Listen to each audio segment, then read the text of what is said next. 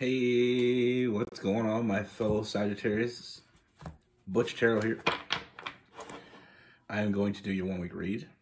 It is a general read, so it may not resonate with everyone. It is for your Sun, Moon, Rising, and your Venus. For all you cross watchers, roles can be reversed. Always feel free to comment down below. Today I'm going to be using the Santa Morte Tarot. I know I trashed that word. My pronunciation when it comes to different languages is terrible. So please forgive me for that. With all that being said, let's get it. Universe, we have Sagittarius.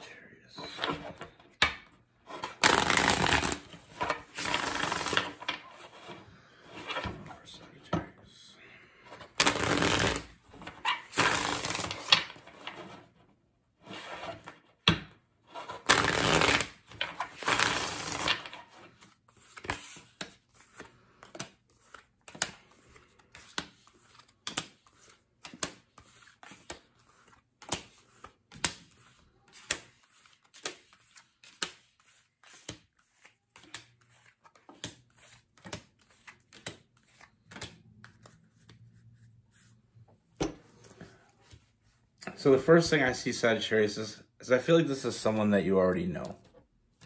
I feel like this is somebody that you've been dealing with, and I feel like with this person, I feel there's this really deep connection you have with this person.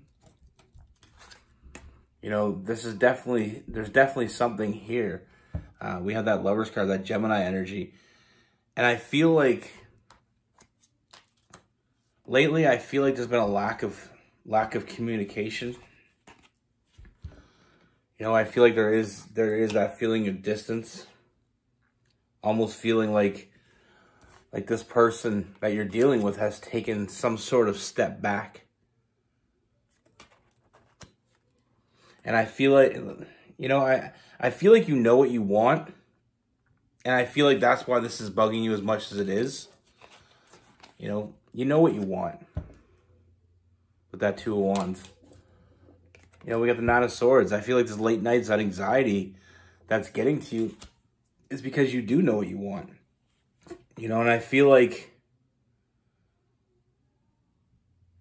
it's almost like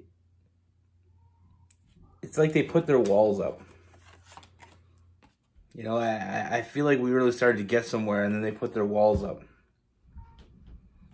You know, and I feel like I said, that late nights, that anxiety that you feel, you know, that feeling of defeat, feeling like, you know, you put in the work, you know, you had a connection with a person, and it's like now they're starting to slip away. Now, the first thing I can tell you is I feel like you may be overthinking this, which is not a stretch for a Sagittarius. You know, I do think you're overthinking this. I feel like, I don't feel like this person, I feel like they only think about you. And they want to be with you. You know, not only do you have that, you know, physical connection and that mental connection. You know, I feel like it's almost like not only are you together, but I feel like it's more than just a romantic relationship. I feel like you actually have a friendship with this person. You know, so it's almost like that's part of the anxiety. It's almost like a double whammy if this person is drifting off, because you're not only losing, you know, that romantic partner, but you're losing a friend. You know, I feel like there's been a lot of chaotic energy lately with that Tower card. But like I said, I do believe that you're overthinking this. From what I see, this person wants to be with you. I feel like it got to a point when things really started getting serious, and it got serious for them as well. And I feel like they're kind of being patient, but they're also stepping back, like I said. You know, you felt like they were stepping back, and they are. I feel like they're in that self-imposed prison. I feel like we got to the point where it's time to move on.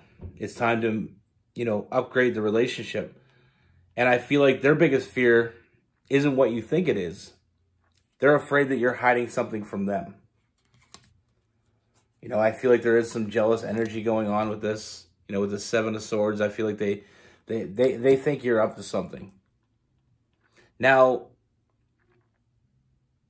there is an internal struggle within them because they do want to be with you, but there is that jealousy seeping up, and this happens a lot more than it should. That internal struggle within them. What happens is when you're with a Sagittarius, I'm a Sagittarius sun and moon. A lot of times when you're just starting out with someone, they don't really mind as much. They don't really pay attention as much. They're not really at the point where they're jealous yet, and on the way you interact with other people. Now, I hear this a lot, that Sagittarius are very flirty. I still don't get it. I really don't. Myself, I'm not a flirty person. Some of the things I do comes off as flirting. For instance, there's this girl that she works at the coffee place, and I've known her for years because I always go there. She just recently changed her hair, and I told her hair looked good the first day she changed it. I noticed it because I see her all the time. I did it to be nice because I knew that she just did it. So you want to be, you know what I mean? Like, you want someone to notice. Whenever I, buy a new pair of jeans, or, you always want someone to notice. But I don't consider that flirting. I consider it being nice. I want her to have a good day. And I know when you go out and you make a big change in your life, especially for women, changing their hairstyle. Men, it's pretty basic, but some women can change their hair color, hairstyle quite regularly. But there's this girl, I've known her for years, she's never changed it. So when she changed it, I thought she might want someone to notice it. So back to the reading. My point is that I don't consider what I do flirting. I consider myself being nice, and some people can misconstrue that into being flirty, but I get it, I guess. But I feel like that's when this relationship started getting real, that's when they started minding that. That's when this starts coming out, the jealousy. But I don't think it's you. I think it's, their fear of committing to someone only to be hurt. They don't want to be blindsided. And I feel like this person has a history of not so great partners. I feel like there is some trust issues with this person. Like I said, I do feel like they don't really, like I said, they don't really think about not being with you. They just don't know how to be with you. Like I said, the jealousy is just kind of a manifested thing that they made so that they can have something to blame if it doesn't work out. But they're not walking away from this. And I feel like they don't want to walk away from this. I just feel like they want to know that you're committed to them. They want you to make them an offer. They want to feel nurtured. They want to feel like you're in it.